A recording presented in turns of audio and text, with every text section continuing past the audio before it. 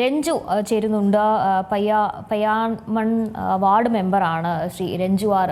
രഞ്ജു, വലിയൊരു അപകടം സംഭവിച്ചിരിക്കുന്നു. ഇത്തരം പാറമടകൾക്കെതിരെ വലിയ പ്രതിഷേധങ്ങൾ പലപ്പോഴും കൊണ്ടുവരുന്നത് ഇത്തരം അപകടങ്ങൾ വരും എന്നുള്ളത് കൊണ്ട് തന്നെയാണ്. പക്ഷേ ഈ പറയുന്നത് പോലെ ഒരു ക്ഷണിച്ചു വരുത്തിയ അപകടമായി മാറിയില്ലേ ഇത്? ഇത് അതുമുങ്കളം 6-ാം വാർഡാണ്. 6-ാം വാർഡിലെ മെമ്പറാണ്. കോറി പ്രവർത്തിക്കുന്നിടത്തെ സ്ഥലത്തെ മെമ്പറാണ് ഞാൻ. അപ്പോൾ ഇത് ഇന്നലെ ഇതുപോലെ അപകടം ഉണ്ടായി. ഇപ്പോഴും ഒരാൾ അതിന് ഉള്ളിലുണ്ടെന്നാണ് നമുക്കറിയാൻ സാധിക്കുന്നത്. രക്ഷാപ്രവർത്തനമൊക്കെ വളരെ പ്രയാസകരമാണ് എന്നാണ് അറിയാൻ നമുക്ക് പറ്റുന്നത്.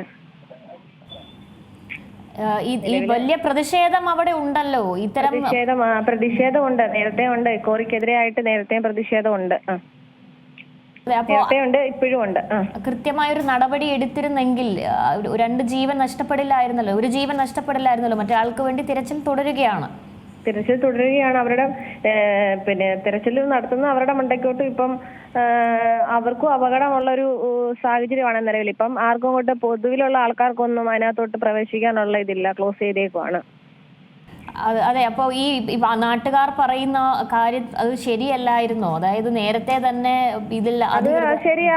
അത് നേരത്തെ ഇത് ഈ കോറി ഇപ്പം അതിനകത്ത് ഖനനം നടക്കുന്നതുമായി ബന്ധപ്പെട്ടാണ് ഇപ്പം അവിടെ ഉണ്ടായിരിക്കുന്നത്. അല്ലാതെ തന്നെ ഈ കോറിയുമായി ബന്ധപ്പെട്ട് ജനങ്ങൾക്ക് ബുദ്ധിമുട്ടാണ്.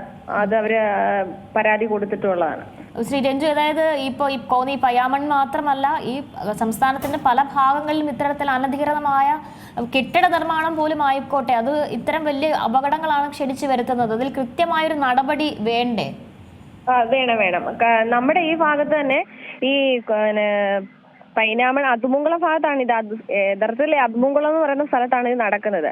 അപ്പൊ ഈ നമ്മുടെ ഈ ഭാഗത്ത് തന്നെ ഈ പ്രദേശത്ത് തന്നെ ഏകദേശം 8 കോറികൾ നിലവിൽ പ്രവർത്തിക്കുന്നുണ്ട്. കോറി, ക്രഷർ എല്ലാം കൂടെ പ്രവർത്തിക്കുന്നുണ്ട്.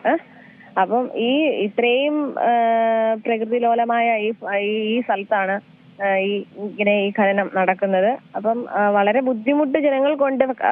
ഒരു കാര്യം പറഞ്ഞു കഴിഞ്ഞാൽ ഈ ഭാഗത്തുള്ള കുറെ ആൾക്കാരെല്ലാം ഇവിടുത്തെ താമസം മാറി പോയി.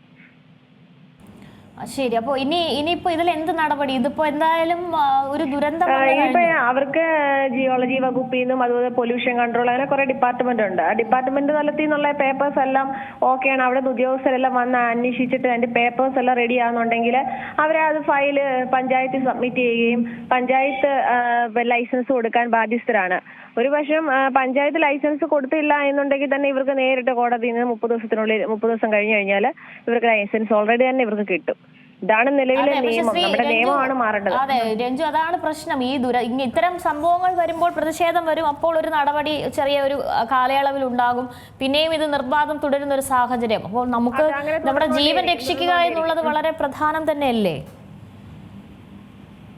ഹലോ, അതെ, നമ്മുടെ ജീവൻ രക്ഷിക്കണ്ടേ? അതായത് ജീവൻ രക്ഷിക്കുക എന്നുള്ളത് അത്യാവശ്യം തന്നെയാണ്. കാരണം എന്ന് വെച്ചാൽ ഇതിപ്പോ ഇതിനകത്ത് ഖനനം നടന്നപ്പോ ഇങ്ങനെ ഒരു ഇഷ്യൂ ഉണ്ടായി. നാളെ വരും ദിവസങ്ങളിൽ നമുക്കിവിടെ എന്തെങ്കിലും പ്രളയം, മണ്ണിടിച്ചിലൊക്കെ ഉണ്ടാകാൻ സാധ്യതയുണ്ട്. ഈ പൊതുപ്രവർത്തക എന്ന നിലയിൽ രഞ്ജുവിന് ആ ചോദ്യങ്ങൾ നേരിടേണ്ടി വരും സ്വാഭാവികമായും. ഞങ്ങൾ ഇപ്പൊ എന്തെങ്കിലും ഒരു ആവശ്യത്തിന് നാട്ടുകാരുടെ മുന്നിലേക്ക് ചെല്ലുമ്പോൾ പല ചോദ്യങ്ങൾക്കും ഉത്തരം നൽകേണ്ടി വരില്ല. നമ്മൾ എപ്പോഴും നാട്ടുകാരുടെ വശമാണ്. നമ്മൾ ഇതിന് കൊടുക്കരുത്, എതിരായിട്ട് തന്നെയാണ് ഇതുവരെ നിന്നിട്ടുള്ളതും ഇനി നിൽക്കുന്നതും അങ്ങനെ തന്നെ ആയിരിക്കും. തീർച്ചയായും. വളരെ വളരെ നന്ദി ശ്രീ രഞ്ജു പ്രതികരിച്ചതിന്. ഏറ്റവും പുതിയ വാർത്തകളും വിശേഷങ്ങളും വിരൽത്തുമ്പിലറിയാൻ സീ മലയാളം ന്യൂസ് എല്ലാ ഡിജിറ്റൽ പ്ലാറ്റ്ഫോമുകളിലും ലഭ്യം.